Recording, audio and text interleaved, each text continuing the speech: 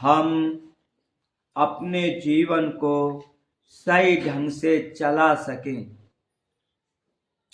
ये हमारे लिए सबसे पहली और ज़रूरी बात होती है कि हम अपने जीवन को सही ढंग से चला सकें। हर कोई, मतलब अब आप कहोगे क्या हम अपना जीवन सही ढंग से नहीं चला पाते?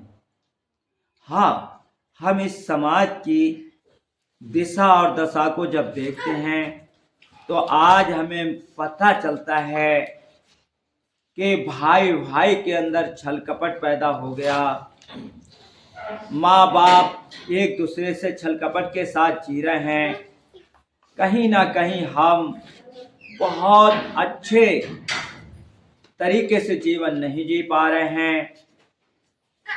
तो ये जीवन हमारा सही और हम सही ढंग से जी पाएं, इसीलिए हमें संत महात्माओं के सत्संग की जरूरत होती है, संत महात्माओं की शरण में जाने की जरूरत होती है।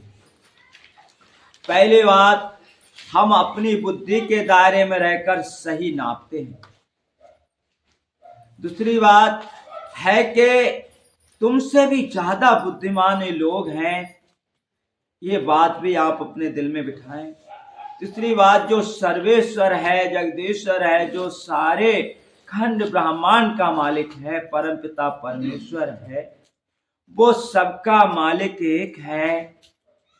तो उसके दायरे में रहकर, कहीं उसको हाजिर नाजिर देखकर, अपने अंदर और बाहर हर जगह उसे देखकर अगर हम जीना शुरू करते हैं तो जिंदगी सही ढंग से जीना शुरू होती है। तब सही जिंदगी जीते हैं कि जब परमात्मा को अपने साथ सम्मिलित कर लेते हैं। आओ परमात्मा को कैसे सम्मिलित करें, इस बात को जानें और समझें कि परमात्मा को अपनी जिंदगी में कैसे सम्मिलित करें। आज का सत्संग इस बात पर विशेष जोर देता है कि हम अपनी जिंदगी में परमात्मा को कैसे सम्मिलित करें। ये सबसे ज्यादा अनिवार्य और सबसे अच्छी बात है कि हम अपनी जिंदगी में जो सर्वेश्वर है, जो सबका मालिक है, जो सबका मालिक है, उसे हम अपनी जिंदगी में सम्मिलित कर लें। ये आज के सत्संग में बहुत गहराई से चिंतन और मनन किया जाएगा कि हम उसे अपनी जिंदगी में शामिल कर लें। आओ कैसे करें उसे शामिल? जब हम अपनी दुनियादारी के काम धंधों से निवृत्त होकर कुछ देर शाम के लिए उससे बातें करें, कुछ देर शाम के लिए, क्योंकि वो जब सब जगह है तो मेरे अंदर भी है और मेरे बाहर भी है। परमात्मा है, लोग पूजा करते हैं, पाठ करते हैं, पर कहीं भी वो इस तरीके से अगर अपनी पूजा करना शुरू कर दें, अपने आप को ध्यान में लाकर उसे अपने अंदर में स्थित करते हुए, हे परमेश्वर, हे पिता, आप मेरे अंदर पूरी तरीके से प्रकट हो जाएं। मैं आपसे कुछ बातें करना चाहता हूं, मैं आपसे कुछ बोलना चाहता हूं। तो जब वो है हर जगह तो हम पहले उसे पुकारें, तो पहले उसे अपने हृदय में देखने की कोशिश करें और ये बात मान लें कि वो मेरी बात सुन रहे हैं। क्योंकि जब संतों ने कहा ऐसी जगह ना कोई जहां प्रभु ना होई, तो जब हर जगह है तो मेरे अंदर भी है और मेरे हृदय में भी है। तो जब मेरे हृदय में भी है तो मैं उससे थोड़ी बातें करना शुरू करूं कि हे प्राण प्रीतम, हे परमेश्वर, हे जगत नयनता, हे जगत के आधार, हे मालिक, हम तेरी राह पर चलें, तुझे अपने जीवन में सम्मिलित करके जिए, ऐसी रहनी करनी हे मालिक आप हमें बख्शें। क्योंकि हम कितनी भी कोशिश करें अच्छे ढंग से चलने की, कहीं ना कहीं हमसे भूल हो जाएगी। सो हे पिता परमेश्वर, अगर आप हमें चलने का तरीका अंदर से देना शुरू कर दें, आप अपनी कृपा का इशारा हम पर कर दें, आप हमें अपनी ओर लगाकर चलाना शुरू कर दें, तब हम वास्तव में तुम्हारे साथ जीना शुरू कर सकते हैं, तुम्हें अपनी जिंदगी में शामिल कर सकते हैं। तो हे दाता, बहुत जन्मों से हम तुमसे बिछड़े हैं, पता नहीं कब से। तो आप गुरु महाराज जी की कृपा से और आपकी दया महर से, आपकी कृपा से कुछ आपकी बात समझ में आना शुरू हो गई है।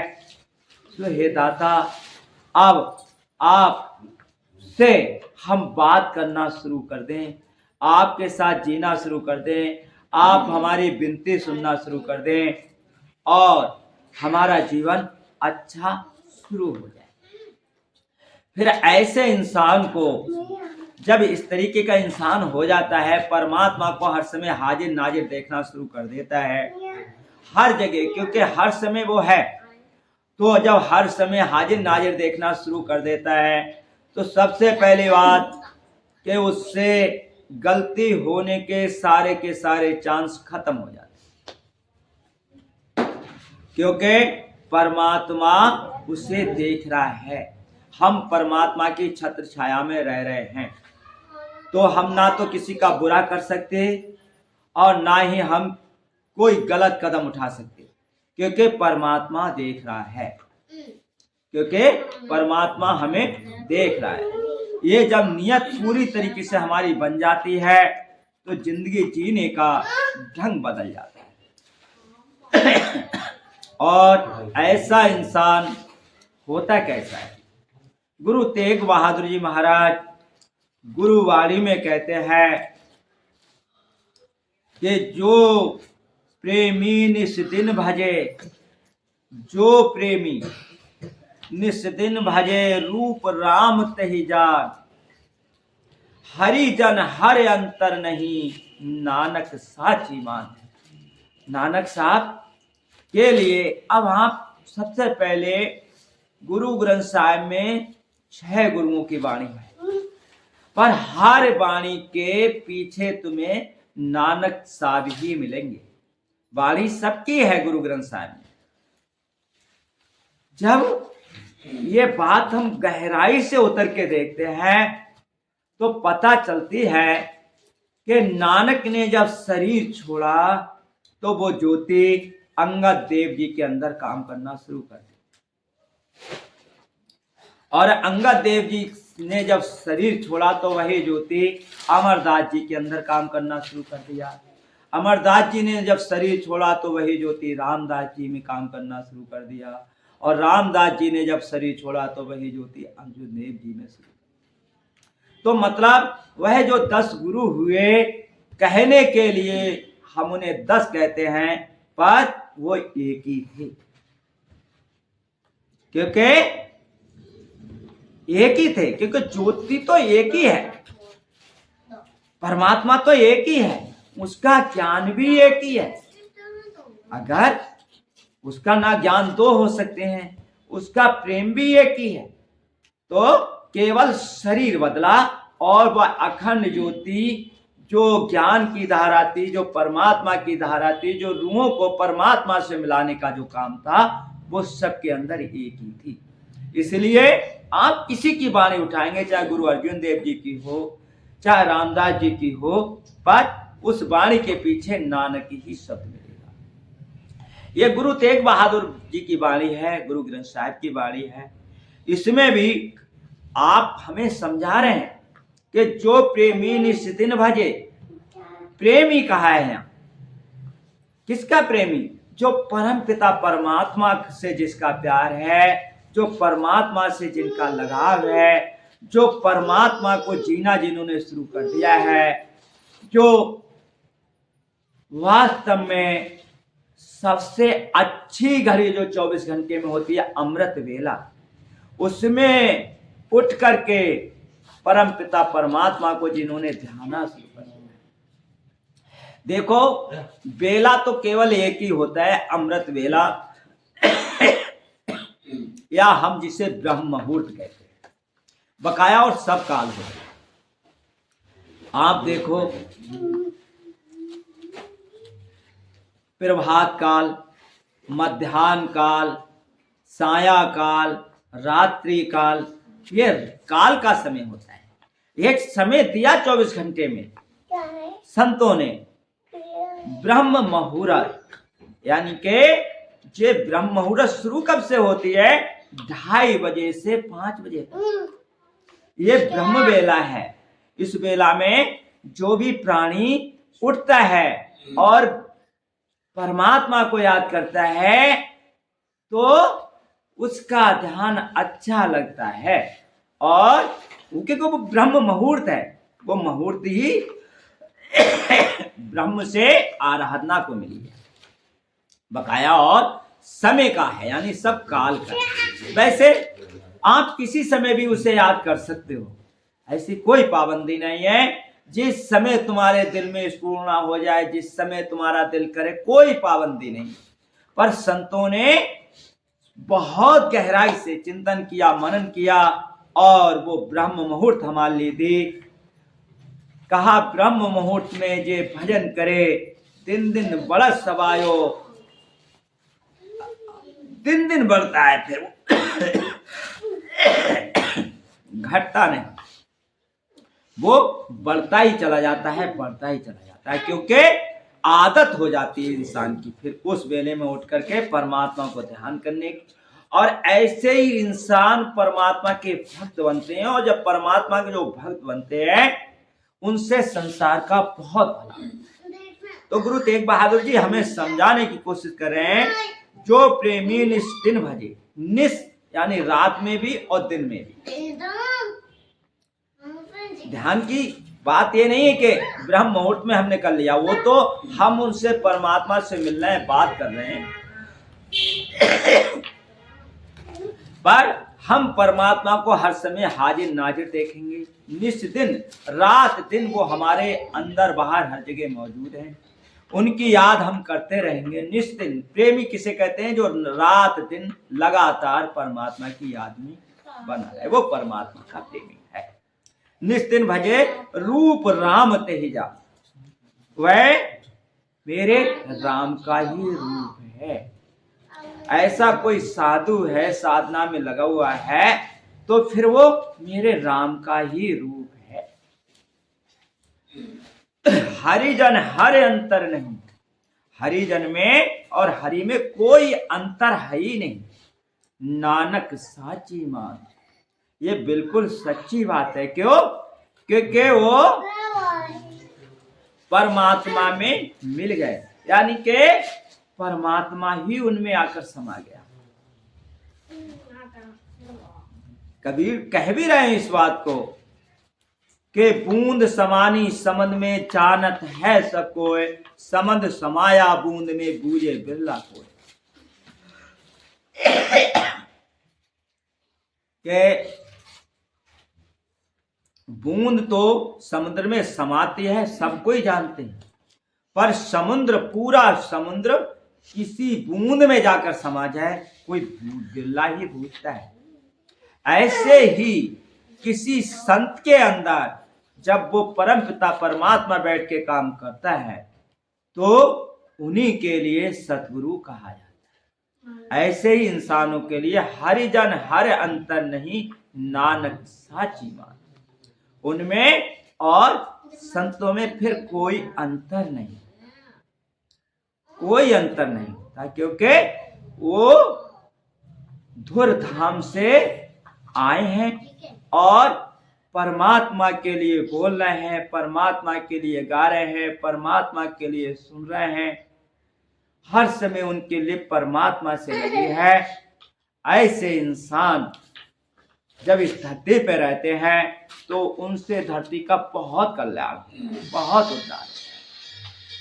गुरु तेग बहादुर जी के लिए आप जहां बात आती है तो उस समय औरंगजेब का राज था और ये बहुत प्रताड़ना का समय था।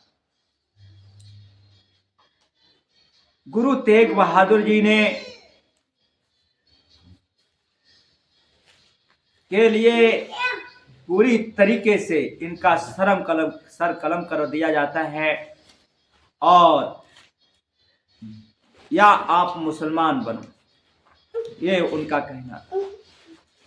और ये नहीं मानते हैं तो हम दिल्ली गए थे, वहाँ शीशगंज गुरुद्वारा है, वहाँ पर औरंगजेब ने मतलब इनके और 3 साथी थे, उन्हें और इन्हें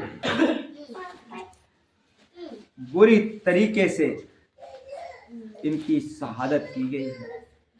तो कुर्बानी दी है ऐसे लोगों ने, ऐसे लोग जानबूझ करके कुर्बानी दी, क्योंकि कहीं ना कहीं हिंदू धर्म की रक्षा करनी थी। हम संत मत के लिए पढ़ लेते हैं पर समझ नहीं पाते हैं, जान नहीं पाते हैं। बहुत कुर्बानियां दे करके संत मत जीवित रखा है संतों ने, आज हम उसका पूरा फायदा उठाएं।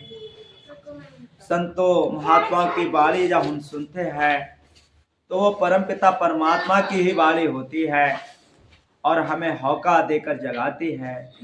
एक शब्द में और आप कह रहे हैं, कहा भूलियो रे झूठे लोभ लाग।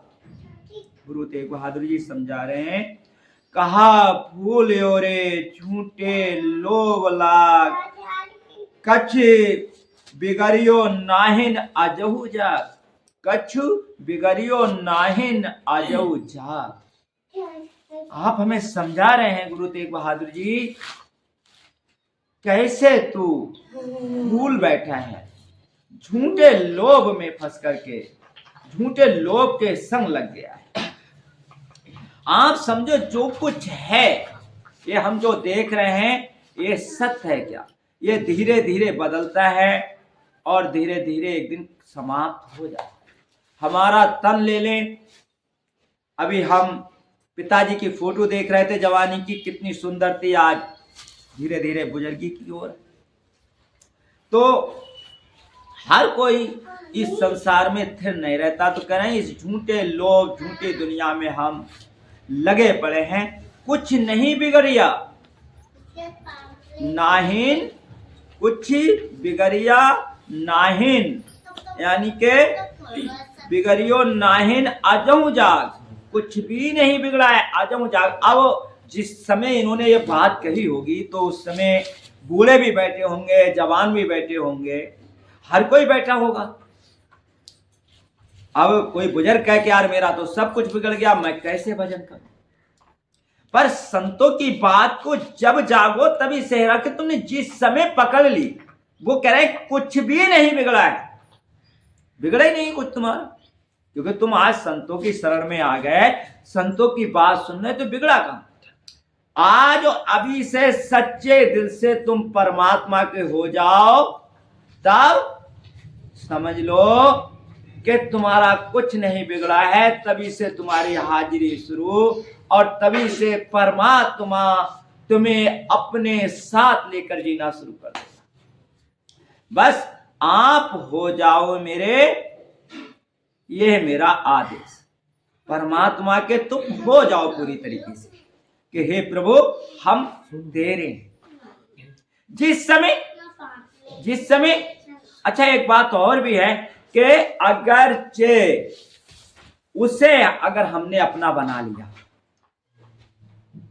और उसने हमारा अपना हाथ पकड़ लिया, तो गुरबाणी में तो बात आती है कि जिसके सिर ऊपर तो स्वामी सो दुख कैसा पार। नानक साहब ने कहा भी है, नानक दुखिया सब संसार ते सुखिया जे नाम आधार। वह सुखी है जिसने परमात्मा के नाम का आधार ले लिया। तो वो कैसे दुखी होगा? दुखी कौन होता है कि जो इंद्रियों के घाट पर बैठा रहता है, मन को बन के जीता है, अपनी बुद्धि के अनुसार जीता है, ना परमात्मा को देखता है, ना परमात्मा को जानता है, ना परमात्मा को समझता है, ना साधु महात्माओं की सेवा करी, तो जीवन निष्फल गया, बेकार चला जाता है ऐसे लोगों का। हमारे लिए जीवन मिला है तो कह रहे कुछ भी नहीं बिगड़ा है, अभी तुम जग। और जगना क्या है कि होश के साथ हर पल कि तुम परमात्मा के साथ जी रहे हो या माया के साथ जी रहे हो।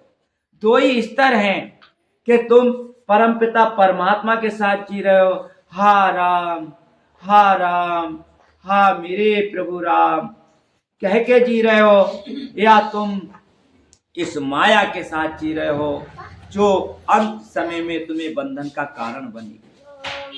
क्योंकि अंत में भजन चलेगा साथ, अंत में तो तुम्हारे संग में अगर तुमने प्रभु का जितना स्मरण कर लिया वही तुम्हारे साथ जाएगा, बकाया कुछ भी तुम्हारे साथ जाने वाला नहीं।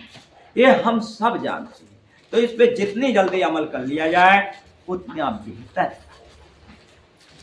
बेहतर है, जितनी जल्दी इस पर सुमन कर लिया जाए।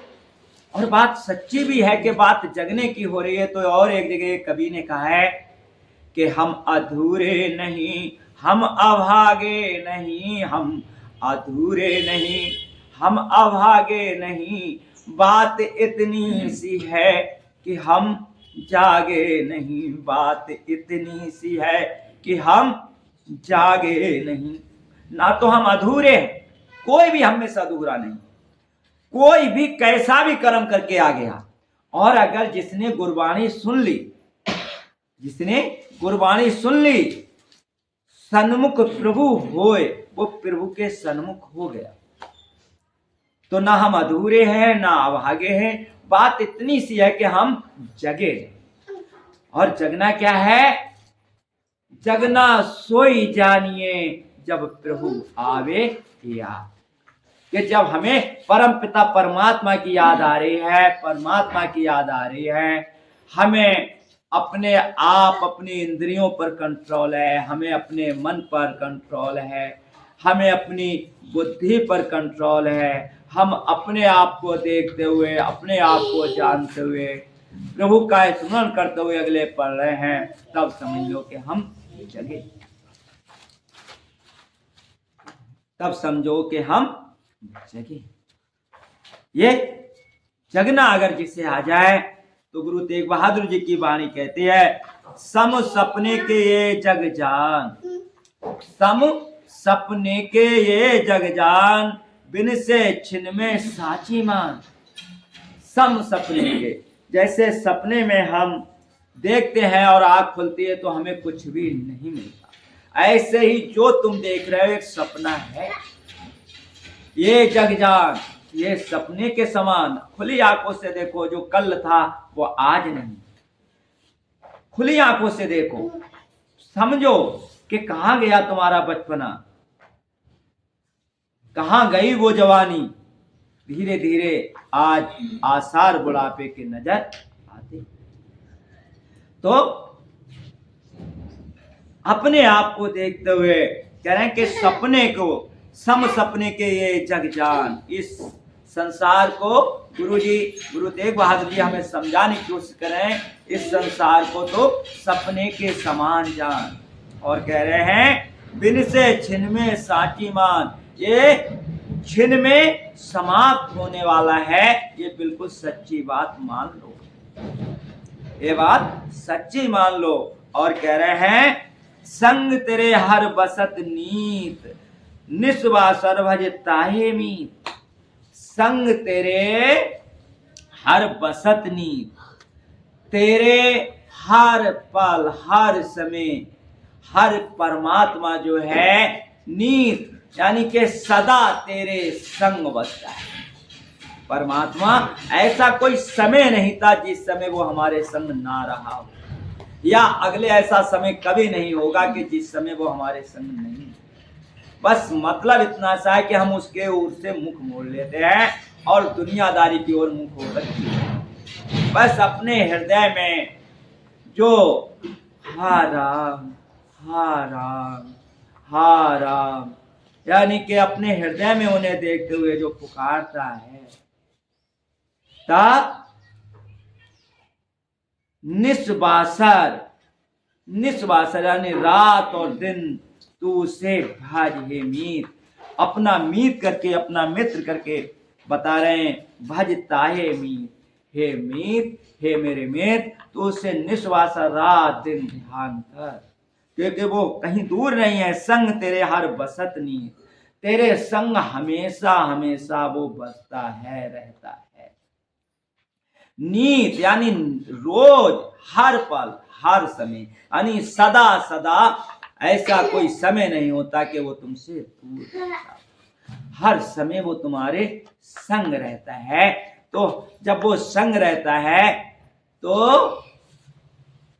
हम ही तुमको भूले, और भूलने में भूल ऐसी हुई कि तुमसे दूर चले जा रहे, आए थे तुमसे मिलने को, आए थे हर भजन को ओढ़न लगे कपाल, आए थे तो परमात्मा के मिलने के लिए हमें एक जन्म मिला, जीवन मिला परमात्मा से मिलने के लिए, पर हमारा जीवन बेकारी में जा रहा है और हम बिल्कुल बेकार होते चले जा रहे हैं, बेकार होते चले जा रहे हैं। और एक दिन बिल्कुल समय हमसे छूट जाएगा, फिर ले चल होगी, फिर कोई भी संगी साथी, कोई भी हमारा सहारा हमारे काम नहीं आता। इसलिए अभी जगने की बात हो रही है, और अंत कड़ी में कह रहे हैं नानक साहब और गुरु तेग बहादुर जी, बार अंत की होए सहाय, बार अंत की होए सहाय, कौ नानक गुण ताके गाए, जो अंत समय में तुम्हारी मदद कर सके, सहाय कर सके, कहो नानक ताके गुण गाए। नानक साहब का यहाँ नाम लेते हुए गुरु तेग बहादुर जी कह रहे हैं, यानी कि गुरु तेग बहादुर जी का वो शरीर था, नानक साहब ही हमसे कह रहे हैं कि अंत समय में जो होए सहाय, जो बार अंत में जो तुम्हारे सहाय हो और तुम्हारी हेल्प कर सके, मदद कर सके, कहो नानक ताके गुण गाए। और वो ताके कौन है कि वो हर पल हर समय तुम्हारे संग है। गुरु तेग बहादुर जी एक जगह और समझाने की कोशिश कर रहे हैं हमें, सुख दुख जे पर से नहीं, सुख दुख जे पर से नहीं, लोभ मोह अभिमान, कौ नानक सुन रे मना, सो मूरत भगवान। सुख दुख जे पर से नहीं, जिसके लिए ना सुख छू पाता है ना दुख छू पाता है, सुख और दुख दोनों जो एक से मानता है, क्योंकि सुख भी मेरे मालिक का है और दुख भी मेरे मालिक का है, या सुख भी मेरा किया हुआ है या दुख भी मेरा किया हुआ है, मेरे ही कर्मों का सुख है, मेरे ही कर्मों का दुख है, तो उसमें क्या बह जाना। वो जो दोनों को एक से देखता है, दुख भी आ गया तो तेरी रजा प्रभु, हमारा ही किया हुआ है, और कभी सुख आए तो लाख लाख कृपा तेरी प्रभु कि तूने ये सुख का दिन दिखाया, तेरे ही कृपा। दुख आए तो उसमें याद करना प्रभु को कि हमारे ही कोई कर्म ऐसे रहे होंगे प्रभु जो हमें ये दुख मिल रहा है, तेरा इसमें कुछ भी नहीं है। तो लाख लाख शुक्र करते हुए, इसे याद करते हुए कह रहे हैं, लोभ मोह अपमान, जिसे ना लोभ छूता, लाख हो करोड़ों हो किसी का, पर वो सब हमारा नहीं है, तो हमें क्या। लोभ जिसे ना सताता हो, मोह जिसे ना घेर पाता हो, मोह कहते हैं अज्ञानता को, अज्ञानता जिसे ना घेर पाती हो, और अवमान जिसे ना सता। अच्छा, किस चीज का अवमान भाई? जिस दिन हम पैदा हुए क्या लेकर हम पैदा हुए? सोचें, अपनी जिंदगी जीने तक का ढंग नहीं था, दूसरों ने हमें जीवन जीना सिखाया, जो कुछ लिया है हमने इस दुनिया से लिया है, ज्ञान हो, ध्यान हो, विद्या हो, बुद्धि हो, जो कुछ लिया है इसी दुनिया से लिया है, किसी दूसरे का है, अपना तो नहीं है भाई। अपना कहाँ है, कहीं दूसरे ही से तो हमने सीखा है जो कुछ सीखा है। तो फिर पराई चीज के लिए किस चीज का अपमान भाई। हम दूसरी की चीज लेकर के अपमान करना शुरू कर देते हैं, ये मेरा है, ये मेरा। आप सोचो, जिस जगह पर बैठे हो ये कभी किसी दूसरे की थी, कल किसी और की होगी, परसों किसी और की होगी। किस चीज का अपमान। और जब पैदा हुए तब की दशा देख लो, और जिस दिन छोड़ के जाओगे उस दिन की दशा देख लो। बीच में किस चीज का अपमान, विचार करें हम। तो कह रहे हैं कि जिसके लिए लोभ मोह मान नहीं सताता, कहो नानक सुन रे मना। हे मन, अपने मन को समझा रहे हैं और कह रहे हैं सो मूरत भगवान, वो भगवान की ही मूर्ति है जिन्हें सुख दुख नहीं सताते हैं, जिन्हें अपमान नहीं छू पाता है, जो हमेशा परमात्मा के दायरे में जीते हैं, हर हाल में परमात्मा की याद में जीते हैं। तब ऐसे ही इंसान तो जो है एक दिन यहां से जय श्री राम कहकर जाते हैं। आए हैं सो जाएंगे, राजा रंग फकीर, एक सिंहासन चल चला दूजा बना देंगे। एक सिंहासन पर बैठ के जाता है, यानी परमात्मा के हाथ में उसका हाथ है, और एक 84 लाख योनियों की नरक में चला जाता है और बेकार की जिंदगी हो जाती है।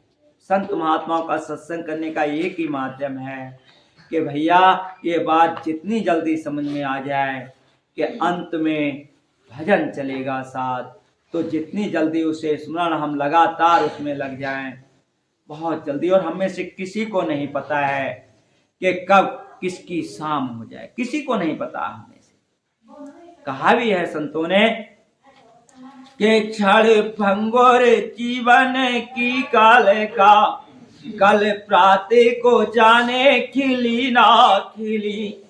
क्षण भंगुर जीवन की काल का, कल प्रातः को जाने खिली ना खिली। मलिया चला की सोचा शीतल, मंदा सुगंधा मिली ना मिली। मलिया चला की सोचा शीतल, मंदा सुगंधा मिली ना मिली। कली काला कुठारा लिए फेरता, कली काला कुठारा लिए फेरता। फिर तन नम्र से चोटा झिली ना झिली। काले काला कुठारा लिए फेरता, तन नम्र से चोटा झिली ना झिली। रस ना जप ले हरि नाम सदा, जिभ्या जप ले हरि नाम सदा। फिर अंता समय में हिली ना हिले, फिर अंता समय में हिली ना हिले। फिर अंता समय में हिली ना हिले। ये थोड़ा सा हमें समय मिला है, थोड़ा सा हमें मौका मिला है, क्या पता फिर अंत समय में ये जिब्या हिली या ना हिली। इसलिए दिल से अपने एक ही बात होनी चाहिए, हे प्रभु जैसे हो तुम्हारे नाम का सहारा हो जाए, क्योंकि कलयुग केवल नाम आधारा, और सुमरा सुमर नारा उतरई पारा। कलयुग में केवल नाम का ही आधार है, नाम का ही आधार है। इसलिए मेरे भाई नाम को अपने गले लगाते चलो और अपने जीवन को प्रभु के साथ मिलाते चलो। इन्हीं शब्दों के साथ सबको मेरा दुआ।